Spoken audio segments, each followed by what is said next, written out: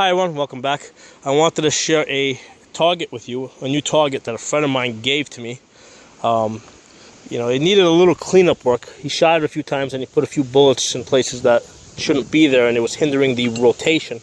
But basically I took a grinding wheel to it and I cleaned it up, and now it's working pretty good. A target like this makes you realize how valuable a variable scope is, because when you're shooting this at the 110 yards that I'm shooting it today, unless you have a variable scope, like I have a 1:8 that can zoom in, you won't know if you're actually hitting that bullseye. And even after you hit this bullseye, right, you need to wait until this bullseye stops swinging back and forth. Because if you take your shot while this thing's swinging back and forth, I mean, you might put your shot right through that hole. So it kind of makes you realize the value of a variable scope and being able to identify your target at distance and realize exactly what's going on with it, both before and after you take your shot. Well, today we got some wind, so looks we got like about 20. You can tell from the wind ribbons we got about 20 miles an hour blowing towards the right over here. So it's going to be fun trying to hit this thing at 110 yards. Well, I mean, I know I can hit it, but it's a question of whether we'll be able to hit the bullseye, or whether we'll be putting some shots on the on the pieces to the side or not. But anyway, let's get the show started. Hello everyone, welcome back. Today I'm shooting at 110 yards. I have a new steel target that a friend of mine gave to me. Unfortunately, when he gave it to me, it was unboxed. I think he used it a couple times himself, so I don't know who the manufacturer of it is.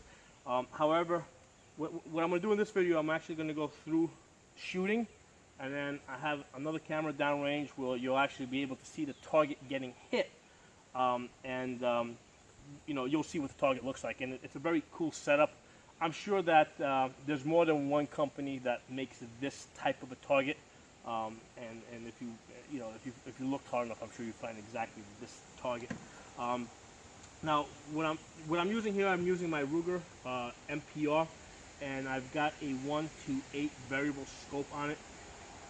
For what I'm doing, I'm finding that the variable scope is really helping me a lot, because I tried shooting this target like with a red dot, and I really was not able to see if I was hitting the target or not. Okay, and this target actually consists of 5 pieces. It's a bullseye, and then there's 4 pieces around it.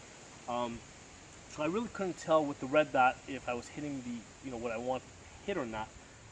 Now, part of that is the fact that I'm 47 years old. My eyes are a little bit more advanced. So even with glasses, I don't see things perfectly at distance. But with the variable scope, the 1:8, which also has the focus back here, that really helps me see. And here's the cool thing with the variable scope. It's not just a matter of hitting the target at distance, because I mean, with the red dot, I know I can pretty much hit the target, but I'm not able to see the fine points of, am I hitting it exactly where I want to hit it, in the bullseye. So the variable scope is allowing, in a tactical situation, will allow you to identify the target. I mean, yes, you can hit the target with just a red dot, but are you able to identify it and make sure that you're hitting what you really want to hit, and not something that you don't want to hit? So that's a nice thing that I find with the variable scope. It gives you that kind of a feedback. Beyond just being able to hit the target, you're able to really see what's going on out there. Okay? So let's put the 6 rounds down range.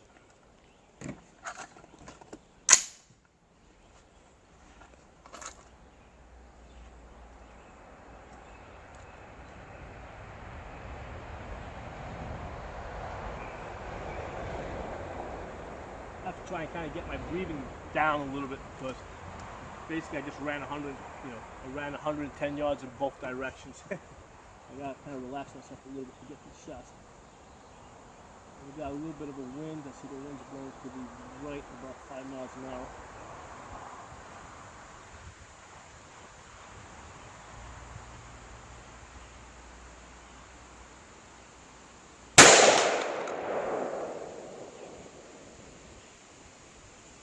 Now the way this thing swings back and forth, so basically it's a pendulum, so I have to give it a chance to stop swinging so I can hit it again.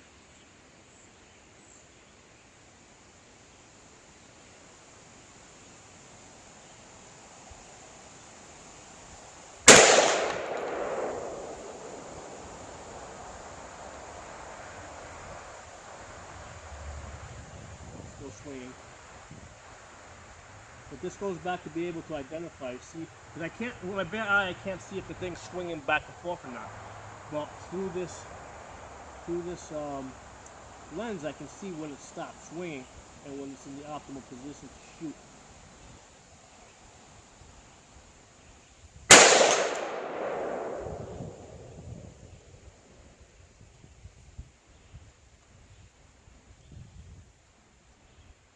Still swinging.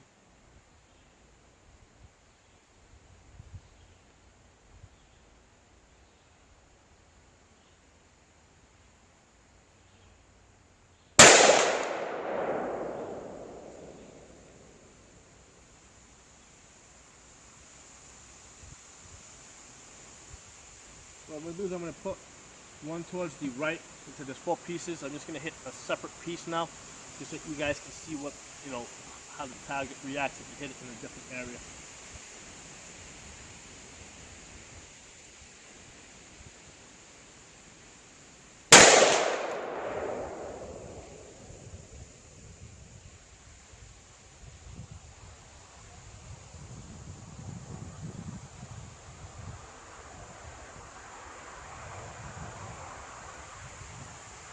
Go to the left now.